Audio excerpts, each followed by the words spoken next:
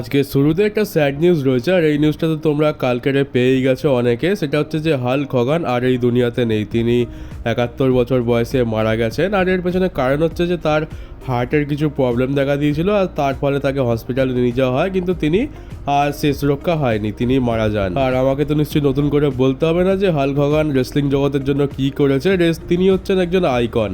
আর আজকে যে আমরা এত বড় ডাব্লিউডব্লিউর ফ্যান, আমরা ডাব্লিউডব্লিউ দেখি, আমরা এইডব্লিউ দেখি, আমরা টিএনএ দেখি, আজকের যে রেসলিং এত বেশি ফেমাস, তার পেছনে অনেক বড় অবদান রয়েছে হাল্ক হগানের। আমরা হাল্ক হগানের জন্যই রেসলিংকে আজ চিনছি। এই রেসলিং জগতে তার অবদান সত্যি অপরিহার্য। আর নিঃসন্দেহে তিনি একজন আইকন, তিনি একজন লেজেন্ড, তিনি গ্রেটেস্ট অফ অল টাইম। আর ভগবানের কাছে এটাই প্রার্থনা করবো যেন তিনি যেখানেই থাকুক ভালো থাকুক।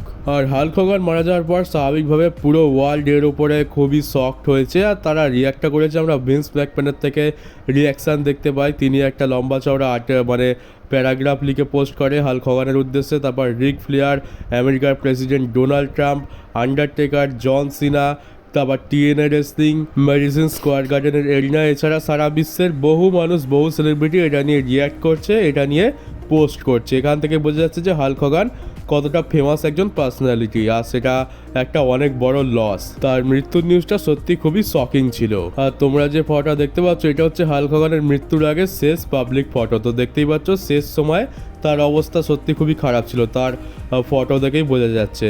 আর এবারে নিউজ নিয়ে কথা বলা যাক। তো জাকারা জ্যাকসন, যাকে ডাব্লিউডব্লিউ বেশ কিছু সময় আগে রিলিজ করে দিয়েছিল, এই জাকারা জ্যাকসনকে টিএনএ রেসলিং সাইন করে নিয়েছে। এটা টিএনএ অফিসিয়াল করে দিয়েছে যে জাকারা জ্যাকসন এখন টিএনএর পার্ট। আর আমরা প্রায় অনেকবারই বলে থাকি যে ডাব্লিউডব্লিউ জে উসোকে তো এত বেশি পুশ করছে, কিন্তু জিমি উসোকে একদমই পুশ করছে না। কিন্তু মনে হচ্ছে বা জিমি উসোর জন্য বেশ একটা পুশ ওয়েট করে আছে, কারণ এমনটা নিউজ এসছে যে ডাব্লিউডব্লিউর মধ্যে আলোচনা চলছে যে সামার স্ল্যামের পর জিমি উসোকে রতে শিফট করে দেওয়া হবে। আর যখনই কোনো সুপারস্টারকে রতে শিফট করা হয়, তার জন্য কিছু বড় প্ল্যান থাকে।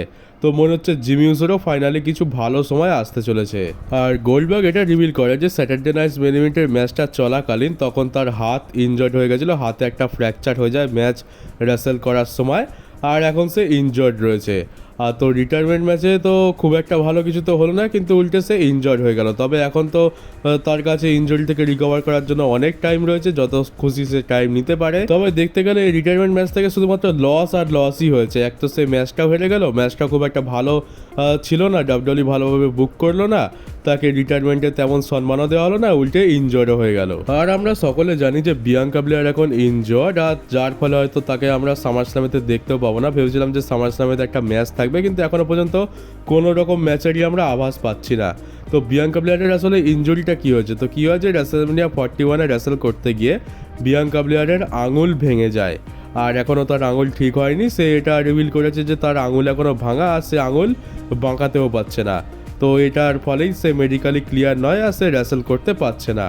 আর মনে তো হয় না যে সামার স্ল্যামের আগে সে ফিট হবে, আর তাকে আমরা সামার স্ল্যামেতে কোনো একটা ম্যাচেও দেখতে পাবো। আর যদি ম্যাচ ডাব্লিউডব্লিউ বুকও করে দেয়, তাহলেও সেটা খুবই তাড়াহুড়ো করে করতে হবে, কারণ মাত্র আর এক সপ্তাহেরও কম সময় বাকি রয়েছে। আর আমাদের সেলিব্রিটি জেলি রোল এটা বলছে যে এই প্রথমবার সে স্কুল জীবনের পর তার ওয়েটের জন্য অনেক পরিশ্রম সে করেছে। তার ওয়েট সে কমিয়ে 300 পাউন্ডের নিচে করিয়ে নিয়েছে। এর আগে সবসময় তার ওয়েট 300 পাউন্ডের ওপরেই থাকতো। রেসলিংয়ের ডেবিউ করবে সামার স্ল্যামেতে, সেই জন্য তাকে ওয়েট কম করতে হয়েছে। তো সেলিব্রিটিরা তো বেশ ভালোই পরিশ্রম করছে রেসলিং রিংয়েতে ডেবিউ করার জন্য, কিছু নাম কামানোর জন্য রেসলিং জগতে, কিন্তু তার মাঝখান থেকে আমাদের ডাব্লিউডব্লিউ সুপারস্টারদের বহুত লস হয়ে যাচ্ছে। দেখতে গেলে এখানে র্যান্ডি অর্টন আর ড্রু ম্যাকিন্টায়ার দুজনের তো কোনো লাভ হচ্ছে না, লাভ হচ্ছে শুধুমাত্র লোগান পল আর জেরি ললের। তো এই সেলিব্রিটিদের ইনভলভমেন্ট সারা ওয়ার্ল্ডেতে ডাব্লিউডব্লিউকে অ্যাটেনশন তো পাই দেয়, কিন্তু মাঝখান থেকে ডাব্লিউডব্লিউর নিজের যে সমস্ত ট্যালেন্ট রয়েছে তাদেরই অনেক ক্ষতি হয়ে যায়। আর ক্যারিয়ান ক্রসের তো কি বলবো, ক্যারিয়ান ক্রসের সময় কখনো ভাবি যে ভালো যাচ্ছে, কখনো দেখি যে সত্যি খুবই খারাপ যাচ্ছে। এক তো আমরা ক্যারিয়ান ক্রস রিলেটেড একটা ভালো প্ল্যান দেখতে পাচ্ছি যে সামার স্ল্যামে হয়তো এদের মধ্যে 3 নম্বর ম্যাচ হবে, কিন্তু এখন আরেকটা নিউজ এসছে, সেটা হচ্ছে যে ক্যারিয়ান ক্রসের কন্ট্রাক্ট আগস্ট মাসে শেষ হতে চলেছে, আর ডাব্লিউডব্লিউ এখনও পর্যন্ত তাকে কোনো রকম নতুন কন্ট্রাক্ট অফারই করেনি, এমনকি তার বউ স্কারলেটকেও কোনো রকম কন্ট্রাক্ট অফারই করেনি। মানে ডাব্লিউডব্লিউ চায় না যে ক্যারিয়ান ক্রস ডাব্লিউডব্লিউতে থাকুক। আর ক্যারিয়ান ক্রস এই কথাটা ডাব্লিউডব্লিউর বেশ কিছু সুপারস্টারদের বলেছে, তাদের থেকেই এই নিউজটা লিক হয়েছে। তো এটা 100% কনফার্ম নিউজ। তো ক্যারিয়ান ক্রস তো মনে হচ্ছে সামার স্ল্যামের পরে আর আমরা তাকে হয়তো কিছুদিনই দেখতে পাবো, তারপর হয়তো তাকে ডাব্লিউডাব্লিউই রিলিজ করে দেবে। তো খুবই স্যাড নিউজ। এক তো ভাবছি যে পুশ পাচ্ছে, কিন্তু তারপরেও যা দেখতে পাচ্ছি যে এন্ড খুবই সামনে রয়েছে। এই সামার স্ল্যামের ম্যাচটাই হয়তো তার শেষ ম্যাচ হতে চলেছে, যেটা তার হেরে যাওয়ার চান্স বেশি রয়েছে, কারণ যেহেতু কন্ট্রাক্ট তো রিনিউ হয়নি, তাই ভবিষ্যতে কোনো প্ল্যানও নেই। তাই হয়তো ক্যারিয়ান ক্রসকে হারিয়ে স্যামি জেনকেই ওভার করা হবে। আর এবার তোমাদের মনে তো একটা প্রশ্ন নিশ্চয়ই আসবে যে ডাব্লিউডাব্লিউই চাইলে ব্রন ব্রেকার ভার্সেস রোমান রেন্স এটা সামার স্ল্যামেতে বুক করতে পারতো, যার কিন্তু পুরো সেন্সও বানাচ্ছে, কিন্তু ডাব্লিউডাব্লিউই কী করলো, তার জায়গায় একটা ট্যাগ টিম ম্যাচ বুক করে দিল। তো এর পেছনে কারণটা কি? ডাব্লিউডাব্লিউই এমনটা কনসিডার করছে যে ব্রন ব্রেকার ভার্সেস রোমান রেন্স এইটা একটা রেসলমেনিয়ার মেন ইভেন্ট হতে পারে, তাই জন্য এই ম্যাচটা এখন করাচ্ছে না, এই ম্যাচটাকে একটু হোল্ড করে রাখা হচ্ছে, এটাকে কোনো একটা রেসলমেনিয়াতে মেন ইভেন্ট করাবে। আর সম্ভবত পরের বছর রেসলমেনিয়া নাইট 1-এ আমরা হয়তো এটা মেন ইভেন্ট হতে দেখতে পাবো, কারণ রোমানের কাছে তো বেশি টাইম নেই। যদি হয় তাহলে পরের বছরই এটা করাতে হবে, আর যার মানে হচ্ছে যে পরের বছরও আমরা রোমান ভার্সেস রক আর দেখতে পাবোই না। আর তাছাড়া আমার মতো অনেক ফ্যান্সরা তো এই ম্যাচটার আশা ছেড়েই দিয়েছে, এটা আমরা 5 বছর ধরে দেখবো করে আসছি, কিন্তু ডাব্লিউডাব্লিউই এটা আর দেখাচ্ছে না। তো কোনো জিনিস সময় থাকতে করিয়ে দেওয়া উচিত, যত বেশি টাইম দেবে তত বেশি সেটা খারাপের দিকেই যাবে। আর এটা এখন এমন একটা ম্যাচ হয়ে গেছে যেটা হয়তো ফ্যান্সরা দেখতেও চাইবে না, কারণ ফ্যান্সরা বহুত এটা নিয়ে ইরিটেট হয়ে গেছে। তবে definitely Bron Breaker versus Roman রেন্সের ম্যাচটা সকলেই দেখতে চায়, আর এটার জন্য আমাদের হয়তো বেশি দিন ওয়েটও করতে হবে না। তো দেখা যাক এটা পরের বছর রেসলমেনিয়াতে মেন ইভেন্ট করে কিনা। আর এরপর এমন একটা নিউজ রয়েছে যেটা শুনে তোমরা ভাববে যে যাকে ভালো হয়েছে যে এই জিনিসটা হয়নি, সেটা হচ্ছে যে সেথ রলিন্স যদি ইনজয়ার্ড না হতো তাহলে কি হতো। সেথ রলিন্স অ্যাকচুয়ালি কী ছিল যে Seth Rollins Saturday night's main ইভেন্টে এলএ নাইটকে হারিয়ে দেবে, আর তারপর আমরা এলএ নাইট ভার্সেস সেথ রলিন্সের মধ্যে আরেকটা ম্যাচ দেখতে পেতাম, যেটা হতো সামার স্ল্যামেতে। মানে আমরা যে রোমান ভার্সেস সেথের ম্যাচটা সামার স্ল্যামেতে হবে বলে ভেবে রেখেছিলাম, সেটা হতোই না।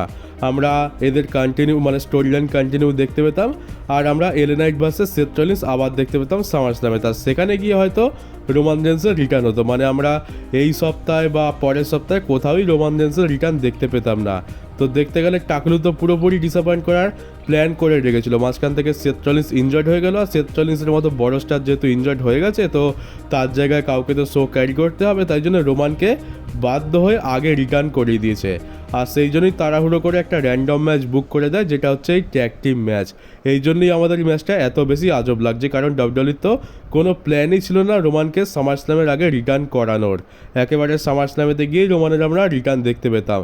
তো ওটা তো ভালো হয়েছে যে হয়নি, ওটা খুবই ডিসঅ্যাপয়েন্টিং হয়ে যেত, আমরা রোমানের কোনো ম্যাচও দেখতে পেতাম না। আর রিটার্নের কথা তো বাদই দাও, সামার স্ল্যামের পুরো শোটাই ডাব্লিউডাব্লিউই রোমানের রিটার্নের ওপরেই ভিত্তি করে, মানে তার উপরে ভর করে চালিয়ে দিত, আর হয়তো অন্য কোনো রিটার্নও দেখতে পেতাম না। এবার যেহেতু রোমানের রিটার্নটা সামার স্ল্যামের আগে হয়ে গেছে, তাহলে একটা চান্স আছে যে সামার স্ল্যামে হয়তো আমরা বড়সড় কোনো রিটার্ন দেখতে পাবো বা বড়সড় কিছু ঘটবে, এটার একটা ভালো মতো চান্স আছে। আর এবার কোনো নিউজ তো নেই, তবে এই কথাটা আমার মনে হচ্ছে যে আমার বলা উচিত। তো দেখো এবারে কালকের যেটা ঘটলো, রকের যে নিউজটা পাওয়া গেল, তারপরে আমার মনের মধ্যে বেশ কিছু প্রশ্ন চলছে। সেটা হচ্ছে যে আমি তোমাদেরকে একটা কথা জিজ্ঞেস করছি যে তোমাদের কি সত্যিই মনে হয় যে সামার স্ল্যামেতে আমরা রক কিংবা ব্রক লেসনারকে দেখতে পাবো? কারণ আমরা তো ট্রিপল এইচের কাজকর্ম খুব ভালো করে জানি, এর আগে কি করেছে আমাদের সাথে সে তো আমরা খুব ভালো করেই জানি। প্রত্যেকবার আমাদের টিজ করা হয়, কিন্তু আমরা শেষ পর্যন্ত কিছুই দেখতে পাই না, আমরা অনেক আশা নিয়ে রাখি। আর এইবারে কী হয়েছে, রকেট টিজও আমরা দেখতে পাচ্ছি, স্টোরি লাইন অনুযায়ী সেন্সও বানাচ্ছে, আর ব্রক লেসনারের অতিরিক্ত আমরা টিজ দেখতে পাচ্ছি। এরকম টিজ আমরা হয়তো শেষ 2 বছরেও দেখতে পাইনি। ব্রক লেসনারের এখন মার্চেন্ডাইজ আনা হচ্ছে, তারপরে ব্রক লেসনারের বিভিন্ন ম্যাচ পোস্ট করা হচ্ছে ডাব্লিউডাব্লিউর তরফ থেকে, আর তাছাড়া আমরা প্রোমোতে তো প্রায় ব্রক লেসনারের মেনশন দেখতে পাই। সব দিক দিয়ে দেখতে গেলে যে ব্রক লেসনারের সামার স্ল্যামেতে রিটার্ন করবে, এটার চান্স 99.99% রয়েছে, কিন্তু তার সত্ত্বেও আমার কেন জানি না ট্রিপল এইচকে একদমই বিশ্বাস হচ্ছে না। হয়তো এটা হতে পারে যে ট্রিপল এইচ শুধুমাত্র সামার স্ল্যামের হাইপ বাড়ানোর জন্য আমাদের ইমোশন নিয়ে খেলছে, প্রত্যেকবার যেমনটা করে থাকে। হয়তো আমরা না তো রককে দেখতে পাবো আর না তো ব্রককে দেখতে পাবো, এমনটা আমার মনে হয়। আর কাল তোমাদের মধ্যে অনেকে কমেন্টও করেছে যে আমরা হয়তো কিছুই দেখতে পাবো না, শুধুমাত্র এটা ট্রিপল এইচ ব্যবসা করার জন্যই করছে, আমরা হয়তো রক কাউকেই দেখতে পাবো না। এটা একটা মিথ্যে কথা। আর এখন তো আমারও সন্দেহ হচ্ছে বেশ যে আমরা এত আশা নিয়ে বসে রয়েছি, আমরা তো প্রত্যেকবারই আশা নিয়ে বসে রাখি, কিন্তু আমাদের সাথে প্রত্যেকবার হয়টা কি, আর এবারেও হয়তো আমাদের সাথে সেরকমই কিছু একটা ডিসঅ্যাপয়েন্টিং জিনিস হতে পারে। কিন্তু আমি তো বলবো এবারে সবথেকে বেশি চান্স রয়েছে আমরা ব্রক লেসনারকে দেখতে পাবো। রককে যদিও না দেখতে পাই, ব্রককে দেখতে পাওয়ার চান্স অনেক বেশি রয়েছে। কিন্তু তার সত্ত্বেও আমার একদমই মন মানতে চাইছে না, আমার একদমই বিশ্বাস হচ্ছে না যে ট্রিপল এইচ আমাদেরকে ভালো কিছু দেখাবে। আমার মনে হচ্ছে টাকলা আমাদেরকে আবার ডিসঅ্যাপয়েন্ট করবে। তাই জন্য একটাই কথা বলবো শেষ পর্যন্ত, যেমনটা আমি আশা রাখছি না তেমনটা তোমরাও আশা রেখো না। আমরা প্রত্যেকবার আশা রাখি কিন্তু ডিসঅ্যাপয়েন্টমেন্ট ছাড়া কিছু পাই না। তো ব্রক লেসনারের আসার চান্স রয়েছে এটুকু জেনে রাখো, কিন্তু ব্রক লেসনার যে আসছে এটা একদম গ্যারেন্টি দিয়ে বলা যাচ্ছে না। ট্রিপল এইচ হয়তো এবারেও আমাদেরকে ঠকাতে পারে, এই জিনিসটা মাথায় রাখতে হবে। তো শেষ ম্যাচ দেখতে গেলে খুবই স্যাড একটা জিনিস আমরা জানতে পারলাম সামার স্ল্যাম রিলেটেড, আর এটা জানার পর সত্যি খুবই খারাপ লাগছে। সামার স্ল্যাম নিয়ে একটু হাইপ তো বেড়েছিল, কিন্তু যখনই আমরা পাস্টের কথা চিন্তা করি, যখনই আমরা ট্রিপল এইচের কুকীর্তির কথা ভাবি, তখনই মুডটা অফ হয়ে যায়। আর মনে হচ্ছে সামার স্ল্যামেতে এবারেও আমাদের মুড অফ হতে চলেছে। কিন্তু যদি আচমকা আমরা ব্রক লেসনারের থিম সং প্লে হতে দেখতে পাই আর বড়সড় কিছু হয়ে যায়, তো সত্যি খুবই খুশি হব আমরা এরকম একটা মোমেন্ট দেখার জন্যই কত বছর ধরে ওয়েট করে থাকি, আর ফাইনালি সেই মোমেন্ট যদি আমরা দেখতে পাই তার থেকে ভালো তো আর কিছু হতেই পারে না। কিন্তু স্যাড ব্যাপারটা হচ্ছে যে আমরা বিগত কিছু বছরে এরকম মোমেন্ট খুব কমই দেখতে পেয়েছি। কমই বলতে গেলে হয়তো একটা কিংবা দুটো দেখতে পেয়েছি, তাও সেরকম লেভেলে যেতে পারিনি সেগুলো। তো দেখা যাক, সামার স্ল্যাম হতে তো আর মাত্র সপ্তাহখানেকই টাইম বাকি আছে, তো কি আমাদের জন্য ওয়েট করছে। আর এবারও কি আমাদেরকে ডিসঅ্যাপয়েন্ট হতে হয়, নাকি ফাইনালি এবার আমাদের কথা শুনবে ট্রিপল এইচ। তো চলো গাইজ, এই ভিডিওটা এই পর্যন্ত ছিল। কেমন লাগলো কমেন্ট বক্সে অবশ্যই জানিও। নতুন হয়ে থাকলে চ্যানেলটাকে সাবস্ক্রাইব করে নোটিফিকেশন বেলটাকে অবশ্যই অন করে দেয়, ভিডিওটাকে শেয়ার করতে ভুলো না। তো চলো দেখা হচ্ছে ডাব্লিউডাব্লিউইর পরের একটা নিউজ ভিডিওতে।